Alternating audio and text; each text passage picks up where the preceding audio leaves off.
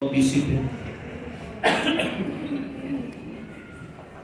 Gigi and Arlene had been ministering us for 3 services. Had been singing comforting songs for all of us. I was led to share this song as well. And I pastoral later to lead the communion. But there is a very beautiful song that I just learned. And I'd like to sing this primarily to you guys and to the rest of our Living Spring family, hoping that this is going to be touching you and blessing you.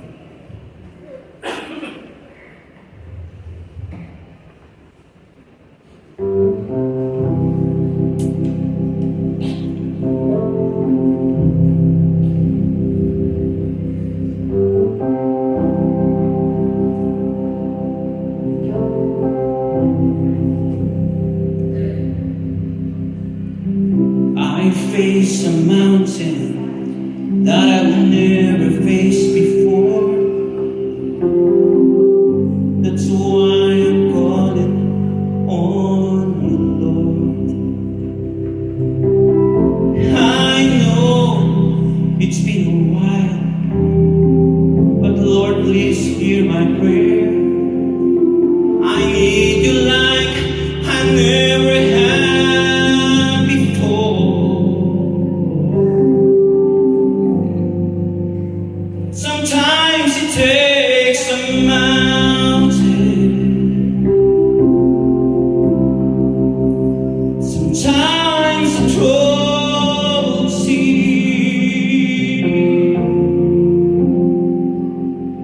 Sometimes it takes a desert to get a hold of me.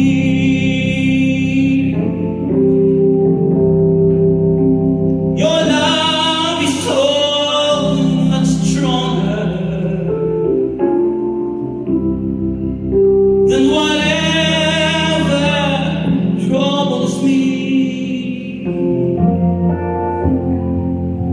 Sometimes it takes a mountain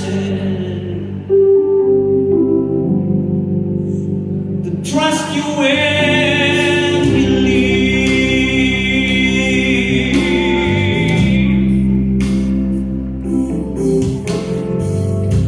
Forgive me, Jesus. I thought I could control whatever life would throw my way. But this, I will admit, has brought me to my knees. I need you, Lord, and I'm not ashamed to say,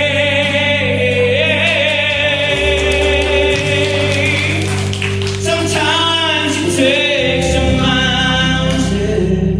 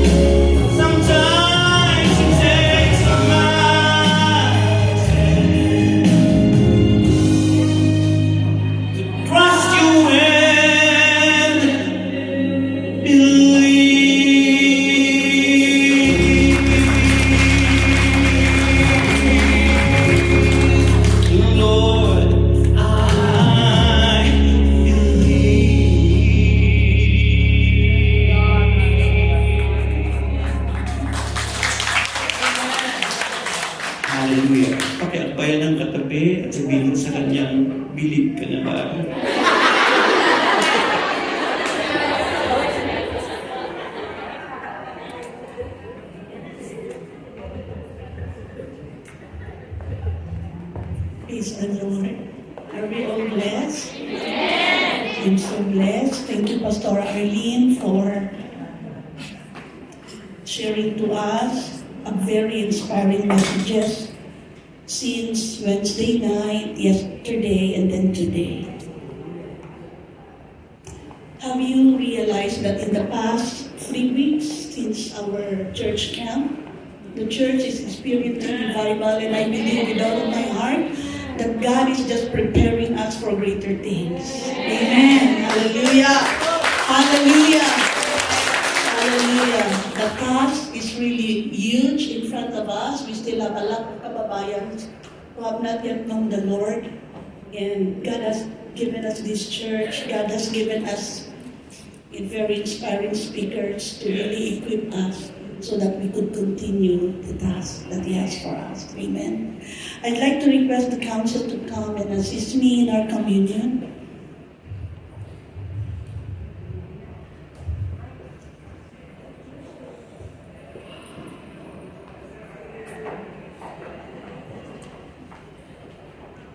I believe with yung ating mga great singers here, if we'll just continue singing until 6 o'clock, I don't mind. The Spirit of the Lord is so strong, just preparing. So, I just enjoyed in the presence of God. For I received from the Lord that which I also would like to impart to each one of you. On the night when Jesus was about to be betrayed, He gathered His disciples. And Jesus took the bread, and when He had given thanks, He said, "Take, eat, this is my body, which is broken for you. Do this in remembrance of me." And on the same manner also Jesus took the cup, and when He had supped, saying, "This cup is the New Testament of my blood. Do this as often as you eat the bread and drink from this cup, ye do show the Lord's death until He comes." I want everyone to get their portion and wait for everyone to have their share, and we're going to partake the communion together. May I request Sister Myra to come and assist us. Sister Jonah is already in Hong Kong, but she could not be here.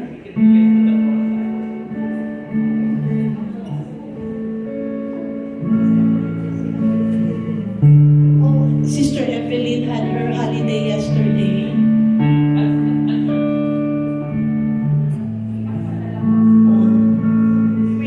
The pastor is also a servant. Thank you, Pastor.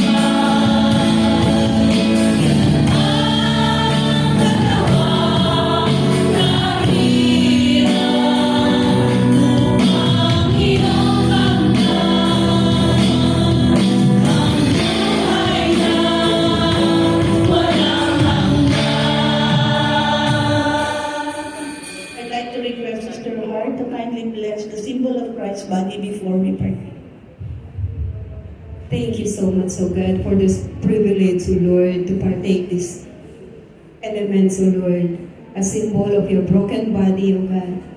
Thank you so much for everything that you have done on the cross of Calvary, O God. Thank you, Lord. Thank you for forgiving us all our sins, Lord, for cleansing us, O God. Thank you, Lord. In Jesus' name we pray. Amen. Amen. Let's partake of the symbol of Christ.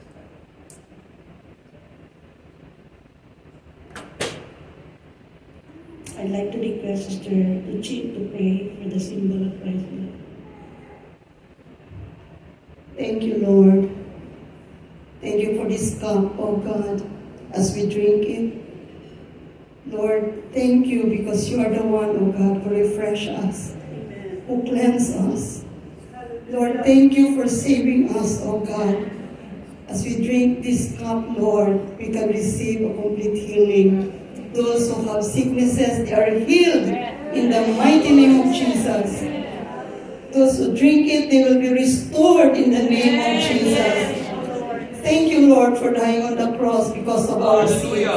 And now, Lord God, we are so thankful, oh God, for the cross. Thank you, Lord God, for this cup. We bless you and we glorify you, Lord. As we drink it, we give it all to you, oh God, our hearts, our lives. And Lord, thank you that we are all be secured. In Jesus' name, amen. Amen.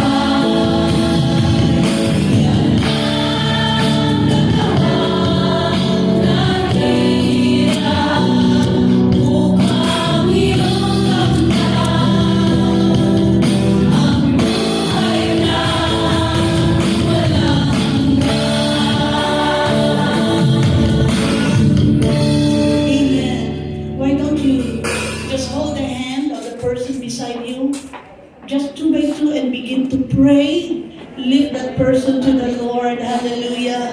Including the family and loved ones. Let's pray for the whole month of March. Amen. We're going to experience the victory of the Lord.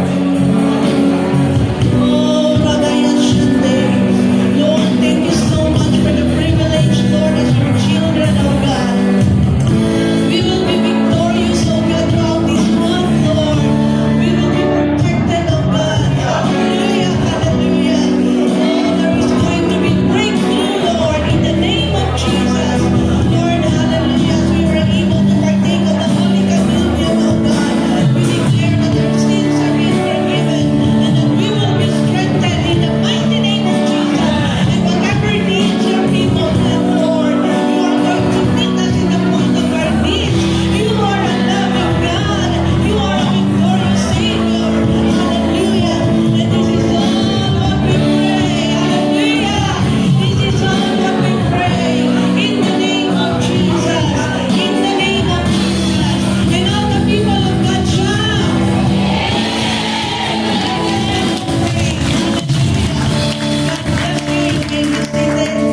Thank you for coming. In this time, we're going to recognize those whose birthday falls in the month of March. Or if your wedding anniversary is in the month of March, please come. Even if you don't see your name in the bulletin, the visitors, you may come. And we would like to recognize you. Lahat ng March, marcha na dito sa harap. Forward march, lahat ng March celebrants. Hallelujah! Let's sing their birthday songs.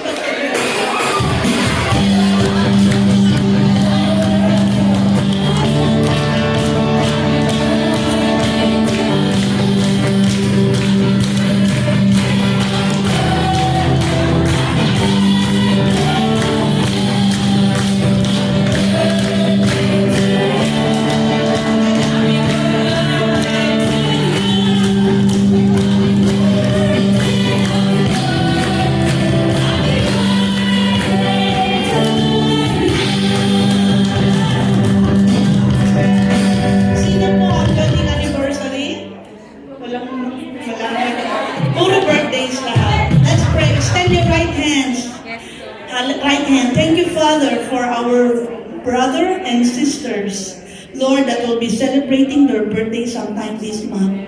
I pray, oh God, for your covering. I pray for your protection, breakthrough in their finances, oh God. Bless their loved ones in the Philippines. And thank you, Lord, that they will continue to serve you, oh God, with much dedication and passion. Bless them, oh God. This is our prayer. In Jesus' name. Amen. Happy birthday. God bless everyone. Amen.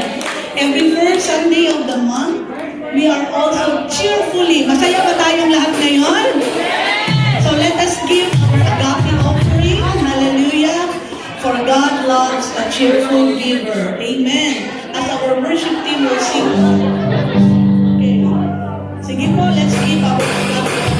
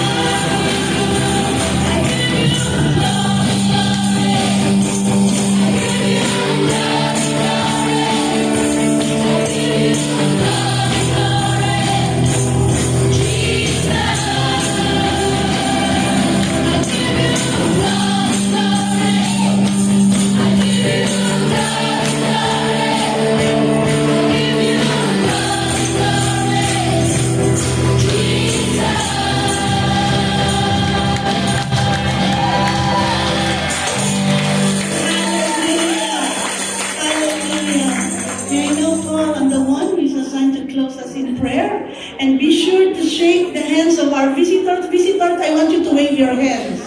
Mga bisita namin, mga first-timers. Yes, be sure to shake their hands and share the love of the Lord. Amen. Yes, Lord. Hallelujah. Thank you so much, oh God, for everything that you have done to each and every one of us this afternoon, Lord. Thank you for reminding us, Lord, that we are your workmanship, oh God. We are your beloved, Lord. We are free indeed, oh God. Thank you so much sa life ng aming mahal na pastora, Panginoon, ng Pastora Arlene, Panginoon, na nag-share ng iyong mga salita, oh God. Lord, bless her, oh God. And as they're going back home, Panginoon, sa US, Lord, gabayan mo po sila at ingatan sa kanilang paglipad, sa kanilang travel, Panginoon, na makarating po sila ng maayos sa kanilang destinasyon. Salamat po, Ama. Thank you for the joy, for the victory